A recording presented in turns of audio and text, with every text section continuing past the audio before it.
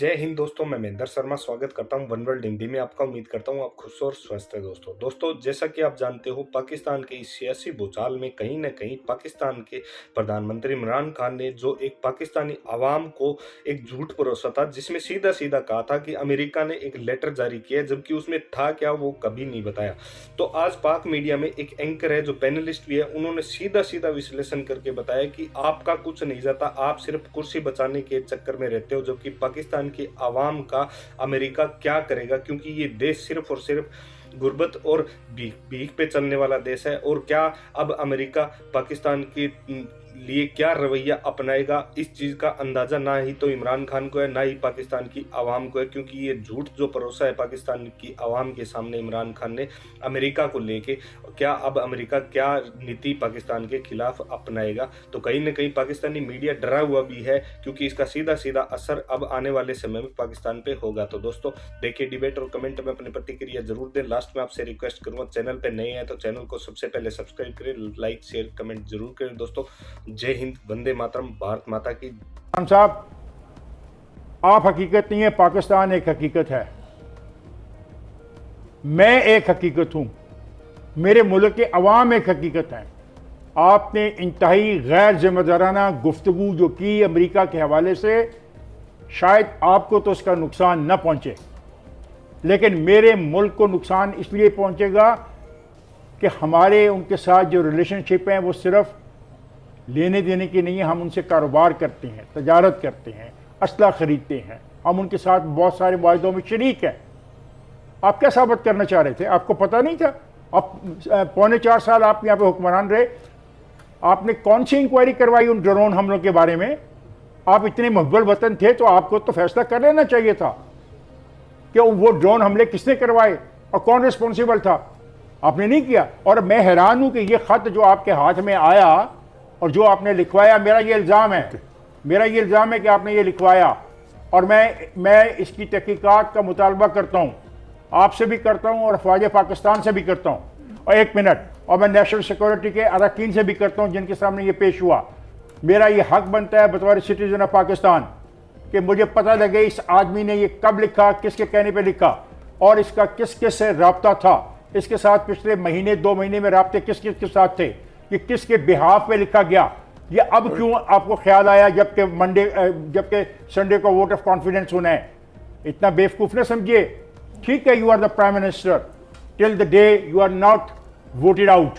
बस जरा जावेद का भी एक इनपुट ले लें। बात आपने बहुत की है, आप बहुत उसको सपोर्ट कर रहे हैं, आउट ऑफ द वे जाके आप इफ एंड बट्स में बात कर रहे हैं। किसको सपोर्ट कर रहे हैं? आपने किया, आपने प्राइम मिनिस्टर को किया। मैं आपकी बात कर रहा हूं, आपकी नहीं कर रहा। आप इफ एंड बट्स की बात कर रहे हैं, मैं इफ एंड बट्स की बात नहीं कर रहा। I am very clear on these issues. आज क्या नहीं कहा गया, गुलामाना पॉलिसी के खिलाफ मैं खड़ा हूं। वो 4.25 साल से क्या कर रहे थे? उस गुलामाना पॉलिसी के प्रेसिडेंट के साथ मुलाकात करके जब आए तो तुमने कहा मैं तो वर्ल्ड कप जीत के आया हूं। किसने कहा था? मैंने कहा था। कौन खड़े थे हार लेके एयरपोर्ट के ऊपर आपको रिसीव करने के लिए? God shake mister prime minister, हमें उतनी गहराई में मत फेंको मेरे मुल्क को कि हमें फिर बहुत जद्दोजहद करनी पड़ेगी। हेयर मी आउट, ये जो इन्होंने बात की है, is the prime minister not right कि जब आपकी जो पॉलिटिकल हिस्ट्री है, starting from Liaquat Ali Khan to general Ayub to mister Bhutto to general Musharraf to Benazir Bhutto to Nawaz Sharif, what is that? PJ हम बेसिकली 2 चीजों को प्राइम मिनिस्टर ने एक मिनट, नो, ये सवाल क्या किया आपने भाई साहब? उन्होंने आपके ट्रैक रिकॉर्ड को बताया कि आपके लीडर्स कैसे गए। फ्यूजन क्रिएट हुई है ना, प्रॉब्ली शायद प्राइम मिनिस्टर को एक बात नहीं समझ आ रही कि रियासत और इंडिविजुअल्स में बहुत फर्क होता है, और जो भी फैसले जब हो जाते हैं वो रियासत के फैसले होते हैं, इंडिविजुअल्स के नहीं होते। प्राइम मिनिस्टर साहब को पढ़ाएगा कौन? ये प्राइम मिनिस्टर को इस बात की समझ होनी चाहिए कि प्रोटोकॉल्स में आपने दुनिया से डील करना होता है, आपने अपने दुश्मन को भी क्लोज रखना होता है और अपने दोस्त को भी क्लोज रखना होता है, बट आपने अपने नेशनल इंटरेस्ट के तहत डिसीजन करने होते हैं, फैसले करने होते हैं, जो आपकी फॉरेन पॉलिसी जो बहैसियत रियासत आप बनाते हैं। आप लीडर हैं, आप कप्तान हैं, लेकिन आपका फैसला तारीख में इमरान खान के नाम से नहीं याद रहेगा, प्राइम फैसला मिनिस्टर रियासत पाकिस्तान का रहेगा, prime prime minister minister of Pakistan Pakistan का रहेगा। रहेगा। और माजी के आपने जिन जिन लीडर्स के बारे में गुफ्तगू की है, रिजर्वेशन हो सकती है, सबकी हो सकती हैं, लेकिन फॉरेन पॉलिसी के हवाले से फैसले हमेशा रियासत करती है।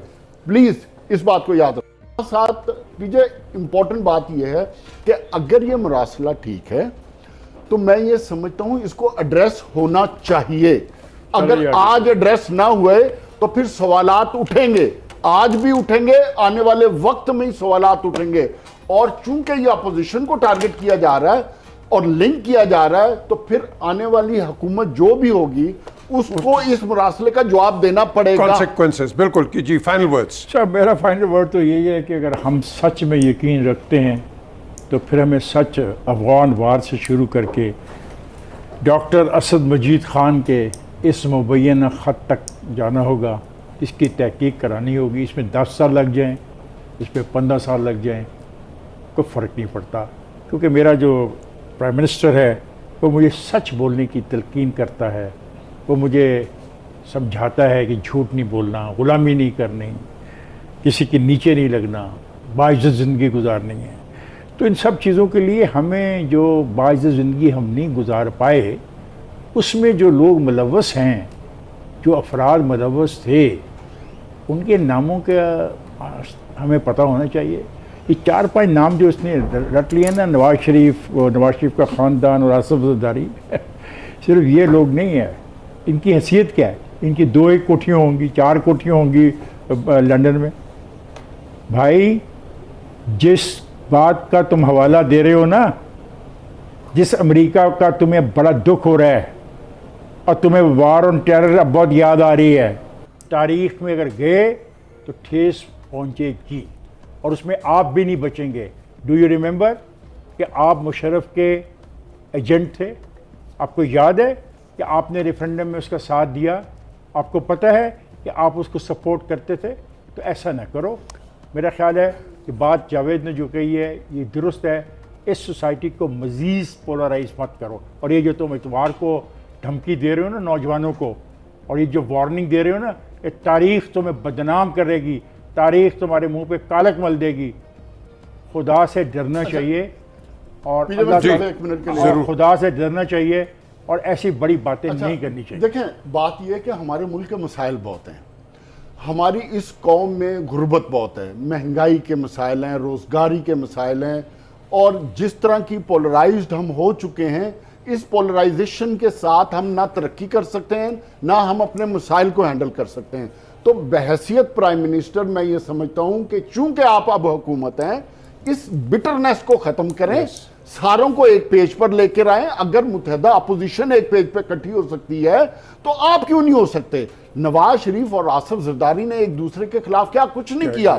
इवन देन अगर मैं बिलीव करता हूं कि लार्जर इंटरेस्ट के लिए इकट्ठे हो गए, तो आपको भी इकट्ठा हो जाना चाहिए। आइन और कॉन्स्टिट्यूशन के तहत जो रिक्वायरमेंट है उसको पूरा करें, और मुल्क और कौम की बेहतरी के लिए मैं समझता हूं कि हमें ये चीजें अगर भुला देंगे, इकट्ठे हो जाएंगे, तो मैं गारंटी से कहता हूं फिर दुनिया की कोई ताकत आपको किसी मुल्क के प्राइम मिनिस्टर को हिला नहीं सकती। देखिए, इससे तो कोई दो इख्तलाफ कर नहीं सकता, वो बात अपनी जगह है। लेकिन माफ कीजिएगा, हाँ माफ कीजिए, क्या आप सब लोग चाहते हो कि जो वोट ऑफ नो कॉन्फिडेंस है ये मूव ना हो? क्यों ना हो? क्यों ना हो? आप नहीं चाहते कि इस पे वोट हो? ये कॉन्स्टिट्यूशन है, कॉन्स्टिट्यूशन राइट है। जहां जिस मुल्क में जमहूरियत होने के हम दावेदार हैं, ये जमहूरियत का हिस्सा है। ये डिप्लोमेटिक नॉर्म्स की रवायत है, उसका एक बहुत अहम हिस्सा है। और ख़ुद भी प्राइम मिनिस्टर साहब ने कहा कि संडे को वोट होना है। उन्होंने धमकाया उन लोगों को जो उन्हें छोड़ के चले गए हैं, वो मेरे ख्याल से वो भी उनका राइट है। लेकिन जो एक हैरानकुन बात मैं बताना चाहता हूँ, शायद प्राइम मिनिस्टर साहब उसको क्यों इग्नोर कर गए हैं। अब वो सिर्फ मुनर्रफ आपकी पार्टी के लोग नहीं हैं, ये 175 लोग जो बैठे हुए हैं, ये सारी पॉलिटिकल पार्टीज जो हैं, जो आपके एलाइज थे, वो आपको छोड़ के चले गए। अब ये मामला आपके लोगों के बिट्रेयल का नहीं है। अच्छा बहार साहब, प्रोग्राम का वक्त ख़त्म हो रहा है। मुझे एक जो स्टेटमेंट है शेख रशीद की, 48 hours, what does he mean by that? ये इन्होंने तो मरवाया प्राइम मिनिस्टर को इस नौबत पर लाने के लिए। यही लोग ठीक है ना, आज हम कब बात करने, जुमेरात है ना, जुम्मा और हफ्ता 2 दिन, तो ये 48 आवर्स है ना, जिसके बारे में प्राइम मिनिस्टर ने फिर लोगों को पुकारा कि इन जालिमों को, इन बेईमानों को, इन चोरों को, इन लुटेरों को, इन पैसे खाने वालों को, मालो दौलत बनाने वालों को और ये लोग आएंगे इक़्तिदार में, ये लोग तुम्हारे लीडर होंगे, ये तुम क्या चुनने लगे हो, और नौजवानों देखो ये क्या होने जा रहा है। तो ये 48 आवर्स के बारे में। अच्छा, फिर एक और बात बड़ी इंपॉर्टेंट, देखिए प्राइम मिनिस्टर को आप try to understand, this is first time Bukhari साहब कि उनके पॉलिटिकल कैरियर में वो अपने डंडा पे खुद खड़े हुए ने, अपने सियासी फैसले, क्या मतलब, और अपनी सियासी तौर पे जो मूवमेंट्स हैं वो अब पहली दफा करने ना हमें अप्रिशिएट करना चाहिए। Yes. और उनको शायद अब ये समझ आई है कि पाकिस्तान की जो लोकल पॉलिटिक्स है इसकी डायनामिक्स ऑल टुगेदर डिफरेंट है, और उन डिफरेंट तरीके शायद उनको वो डाइजेशन नहीं हुई है, इसलिए ये सारा कुछ हो रहा है। लेकिन मैं ये समझता हूं आने वाले वक्त के लिए ये सब कुछ पीटीआई के लिए बहुत अच्छा होगा। Final word, last word from Iftikhar. I Do you think think- he'll survive? Oh, he will politically survive. देखिए बात सुने, he बिल्कुल will ठीक बात। lose the vote of confidence. He will not be the Prime Minister of Pakistan once 172 votes will go against him. But I tell you, he is going to lead this country where I have my doubts. Any idea? He is going to- The way he is asking, it will be